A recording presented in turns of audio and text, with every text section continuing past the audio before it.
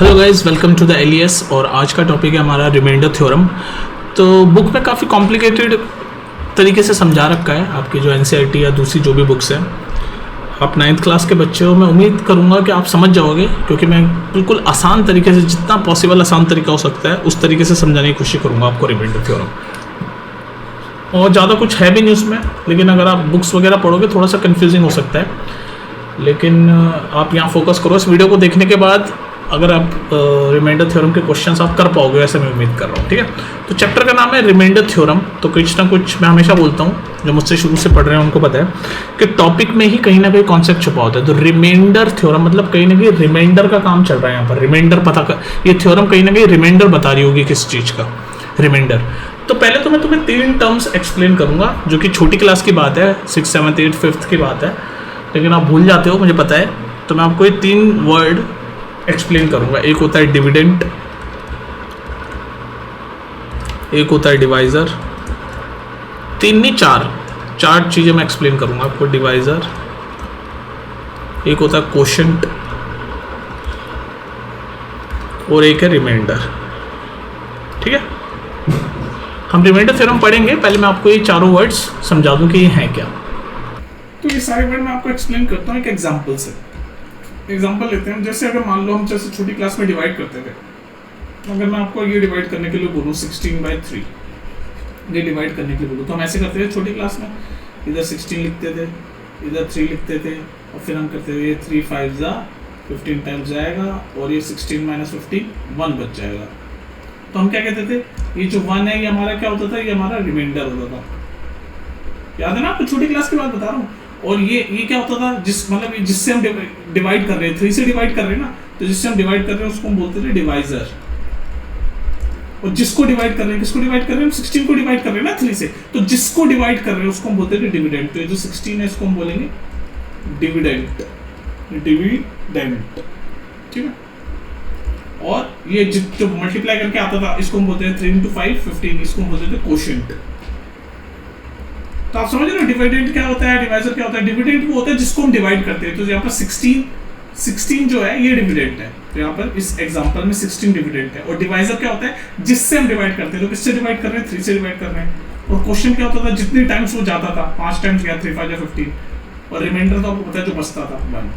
तो ये मैंने आपको इस एग्जाम्पल से समझाया कि डिविडेंड क्या होता है, डिवाइजर क्या होता है, क्वेश्चन क्या होता है, रिमाइंडर क्या होता है। ठीक है, अब एक बात मुझे बताओ, जरा छोटी सी एक बात बताओ मुझे। डिविडेंड डिवाइजर सब समझ आ गया ना आपको। देखो ध्यान रखो, डिविडेंड और डिवाइजर में सबसे ज्यादा बच्चे कंफ्यूज होते हैं। डिविडेंड वो होता है जिसको हम डिवाइड कर रहे हैं। तो हम किसको डिवाइड कर रहे हैं, 16 को डिवाइड कर रहे हैं, उसको बोलते हैं डिविडेंड। और डिवाइजर, देखो इंग्लिश का वर्ड है, ध्यान से सुनो, डिवाइजर यानी डिवाइड करने वाला। डिवाइजर, याद कर रहे हो ना इस वर्ड को, डिवाइजर मतलब डिवाइड करने वाला। तो कौन डिवाइड करने वाला है, 3 है, तो इसको बोलेंगे डिवाइजर। और किसको डिवाइड कर रहे हैं, डिविडेंड। जो डिविडेंड मतलब डिवाइड जो हो रहा है, 16 डिवाइड हो रहा है ना, तो ये डिविडेंड है। और डिवाइड करने वाला कौन है, 3, तो वो डिवाइजर है। और ये क्वेश्चन है कितनी टाइम्स जाता है, तो क्वेश्चन होता है क्या बचता है, वो रिमाइंडर होता है। तो मैं उम्मीद कर रहा हूँ ये सारे टर्म्स आपको, वैसे तो छोटी क्लास की बात है, पर ये आपको समझ आ जानी चाहिए। अब जरा एक छोटा सा कॉन्सेप्ट मैं तुम्हें समझाता हूँ। इसको थोड़ा सा मैंने गलत लिख दिया, dividend, DIVID, dividend, dividend, DIVIDEND, DIVIDEND, dividend. ठीक है, स्पेलिंग की मिस्टेक है बस। तो हाँ, एक कॉन्सेप्ट आपको समझा रहा था, इसी नॉर्मल से छोटी सी मल्टीप्लिकेशन से समझाता हूँ। नेक्स्ट पेज पे चलते हैं कि भाई ये 3 है, और ये 16 है, 5 15, और ये रिमाइंडर बचा हमारा 1, ये रिमाइंडर। तो आपको पता चल गया भाई ये 16 क्या है, डिवाइजर है। मैं लिख दूं यहाँ पर, दोबारा लिख देता हूँ, चलो आपको कंफ्यूजन ना हो। डिविडेंड है, सॉरी, डिविडेंड मतलब जो डिवाइड हो रहा है वो क्या है, 16। इस एग्जाम्पल में डिविडेंड हमारा 16 है, और डिवाइड क्या कर रहा है, उसको डिवाइजर बोलते हैं, 3 कर रहा है। और क्वोशिएंट क्या है, ये 5 है, क्वोशिएंट आपका 5 है, और रिमाइंडर क्या है, 1। तो इस एग्जांपल में हमें डिविडेंड, डिवाइजर, क्वोशिएंट, रिमाइंडर सारी चीजें पता चल गई। अब देखो एक आपको एक छोटी सी इक्वेशन या फिर एक फॉर्मूला बनता है यहाँ से इन्हीं सब चीजों से। अगर आप ध्यान से देखो, ये क्या है, डिवाइजर, ये क्या है, क्वोशिएंट। तो divisor into quotient plus remainder अगर हम करें तो क्या बनेगा, डिवाइजर यानी कि 3 इनटू क्वोशिएंट यानी कि 5 प्लस रिमाइंडर यानी कि 1। तो क्या बन रहा है, 3 × 5 15, 15 + 1 16, और 16 क्या है आपका डिविडेंड। तो एक छोटा सा फॉर्मूला बनाइए कि dividend is equal to divisor into quotient plus remainder, divisor into quotient plus remainder, या फिर जैसे कम है शॉर्ट में लिख दिया, तो क्या बना, divider into quotient plus remainder. तो आप देख रहे हो ना, देख लो आपने, डिविडेंड क्या है हमारा, डिविडेंड हमारा 16 है, मतलब जिसको डिवाइड कर रहे हैं, तो divisor into quotient 3 into 5 15 plus remainder, तो डिवाइजर, ये divisor into quotient plus remainder, तो वही तो करा मैंने, divisor into quotient plus remainder. तो ये एक फॉर्मूले की तरह भी यूज होता है, और 10th क्लास में जब आप जाओगे, 10th क्लास में जब आप जाओगे तो इसी फॉर्मूले को बोलता है वो यूक्लिड्स डिवीजन, यूक्लिड्स डिवीजन इसी को बोलते हैं, इसी फॉर्मूले को बोलते हैं। ठीक है, मैंने आपको थोड़ा बेसिक समझाया। अब हम आते हैं आज के टॉपिक में, रिमाइंडर थ्योरम। ये बेसिक है आपका, आप समझ गए ना, dividend is equal to divisor into quotient plus remainder. अब हम आते हैं आज के टॉपिक पे जो है रिमाइंडर थ्योरम।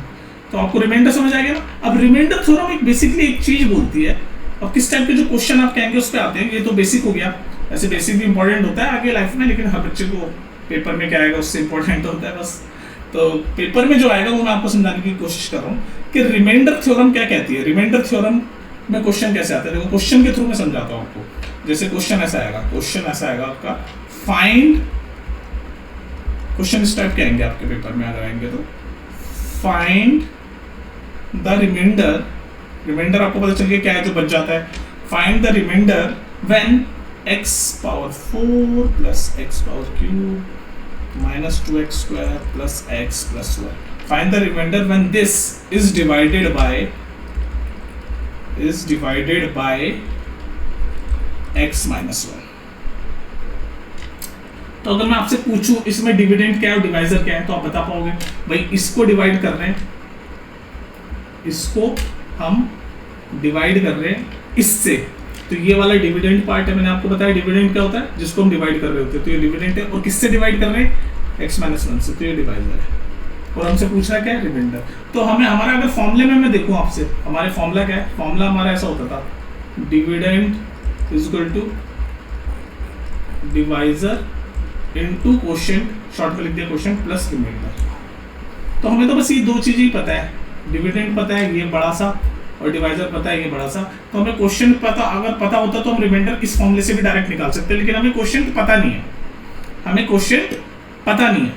ठीक है, तो आप जब भी इस तरह के क्वेश्चन आएंगे ना, आप वैसे अगर इस फॉर्मूले में भी लगा सकते हो, चाहिए तो लगा सकते हो, लेकिन ज्यादातर आपके 9th स्टैंडर्ड में जो क्वेश्चन आएंगे वो बस इस टाइप के आएंगे। तो उसका मैं आपको शॉर्ट ट्रिक बोल लो या फिर आसान तरीका मैं बता रहा हूँ सॉल्व करने का।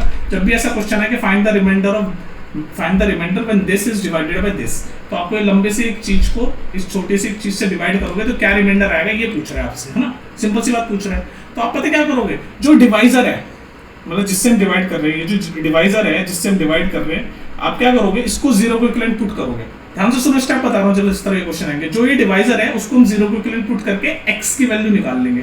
तो डिवाइजर हमारा क्या है, x माइनस 1, तो x माइनस 1 को मैंने जीरो को इक्विवेलेंट पुट करा, और x की वैल्यू यहाँ से क्या आ गई, 1 उधर जाके प्लस 1 हो गया 1। तो जब भी ऐसा क्वेश्चन आए तो आपको डिवाइजर को जीरो को इक्विवेलेंट पुट करके x की वैल्यू निकालनी, और जो भी वो x की वैल्यू आएगी, उसको आप इसको डिविडेंड में पुट कर दो, और जो आंसर आएगा वही आपका रिमाइंडर है। बस इतना काम करना है आपको, डिवाइजर को जीरो को इक्विवेलेंट पुट करके x की वैल्यू निकाल दो, और जो भी x की वैल्यू आएगी उसको डिविडेंड में पुट कर दो। तो मैं पुट कर रहा हूँ बस डायरेक्ट डिविडेंड में, x की वैल्यू 1 आई तो 1 की पावर 4 प्लस 1 की पावर क्यूब, x की जगह पुट कर रहा हूँ बस -2 1 की पावर स्क्वायर प्लस 1। अब इसको सॉल्व कर लो, अब 1 की पावर कितनी भी हो 1 ही रहता है, -1 की पावर कितनी भी हो 1 ही रहता है, तो -2 × 1 -2 प्लस 1 सॉल्व कर लो इसको, 1 + 1 2 3 4 4 -2 2 आ गया। तो ये जो 2 आया है यही रिमाइंडर है, बस ये आंसर आ गया आपका रिमाइंडर, ये आंसर आ गया आपका रिमाइंडर। तो इस तरह के क्वेश्चन जब आपके आएंगे पेपर में, तो आप क्या करोगे, डिवाइजर जो है, ये रहा डिवाइजर, मतलब जिससे हम डिवाइड कर रहे हैं, उसको जीरो को इक्विवेलेंट पुट करके x की वैल्यू निकाल लोगे, और फिर उस x की वैल्यू को आप डिविडेंड में आप पुट करोगे, और जो भी आपका आएगा वही आपका रिमाइंडर कहलाएगा। और इसी प्रोसेस को बोलते हैं रिमाइंडर थ्योरम।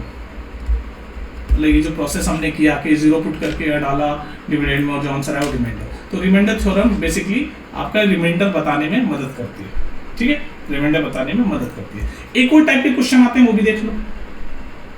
एक और क्वेश्चन आपका आएगा, उसमें भी ऑलमोस्ट सेम ही काम करना है, बस एक छोटी सी चीज आपको ध्यान रखनी है, उसमें सेम ही काम करना है ऑलमोस्ट। एक और किस टाइप के क्वेश्चन आते हैं, देखो ऐसे क्वेश्चन आते हैं, पूछेगा आपसे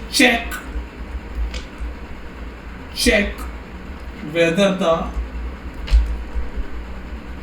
polynomial, check whether the polynomial, और ये पॉलिनोमियल लिखा हुआ आपके सामने टी की फॉर्म में, कोई दिक्कत नहीं, कोई भी अल्फाबेट की फॉर्म में हो सकता है, एक्स टी कुछ भी, 4t³ plus 4t square minus T plus minus T minus 1 minus T minus 1। तो ये कह रहा है check whether this polynomial is a, या तो बोलेगा मल्टीपल, ध्यान रखना वर्ड को, या तो बोलेगा इज अ मल्टीपल और या फिर बोलेगा फैक्टर, दोनों में से कोई सा भी वर्ड बोल सकता है, कंफ्यूज मत होना, या तो बोलेगा इज अ मल्टीपल या फिर बोलेगा फैक्टर, कुछ भी वर्ड बोल सकता है, दोनों एक ही बात है, एक ही तरह से सॉल्व करेंगे क्वेश्चन।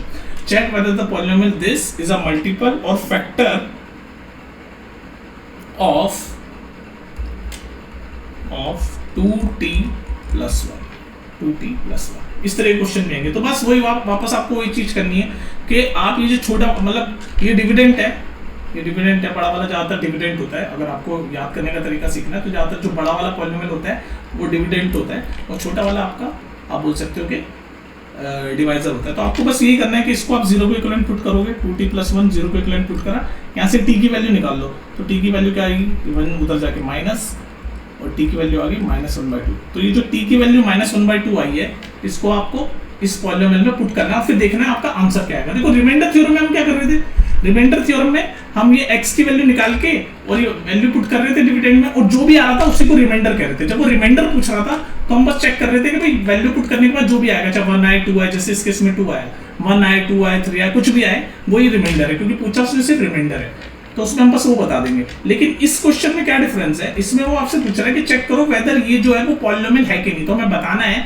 कि जो पॉलिनोमियल है, ये जो पॉलिनोमियल है, ये इस वाले का मल्टीपल बोलेगा या फिर फैक्टर है कि नहीं। मल्टीपल या फैक्टर कुछ भी पूछ सकता है। Check whether the polynomial this, ये बड़ा वाला, इज अ मल्टीपल या फिर फैक्टर बोलेगा ऑफ दिस। तो हमें जब चेक करना होगा तो भी प्रोसेस वही है कि हमने इस छोटे वाले को 0 को इक्विवेलेंट पुट करा, t की वैल्यू निकाली, अब इस t की वैल्यू को हम इस बड़ी में पुट कर रहे हैं। तो अब हम क्या करेंगे, बड़ी में पुट करके अगर वैल्यू 0 आई, जो हम ये t की वैल्यू जो भी हम ये पुट करेंगे बड़े वाले पॉलिनोमियल में, अगर वैल्यू 0 आई तो हम कह देंगे, कह रहा है ना चेक करो कि पॉलिनोमियल है कि नहीं। अगर वैल्यू 0 आई तो हम कहेंगे हाँ ये पॉलिनोमियल है। अगर 0 के अलावा कुछ आई, कुछ और आई, तो हम कहेंगे पॉलिनोमियल नहीं है। बस इतना काम, इतना चेंज है, क्योंकि इसमें हमें चेक करना है ना, बता ये पूछ रहा है हमसे। इसमें इस वाले में क्या कर रहा था प्रीवियस में, इसमें तो बस रिमाइंडर पूछा था, रिमाइंडर क्या होता है, तो रिमाइंडर जो भी आए बस हम बता देंगे ये रहा रिमाइंडर।